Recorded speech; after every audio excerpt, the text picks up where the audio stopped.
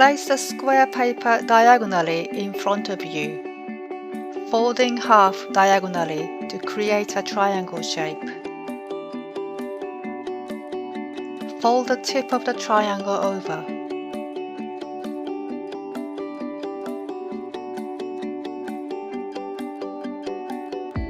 Fold the bottom right corner upwards.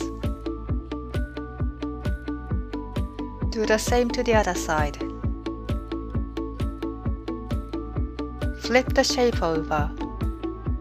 Folding the bottom tip, make sure to press down firmly.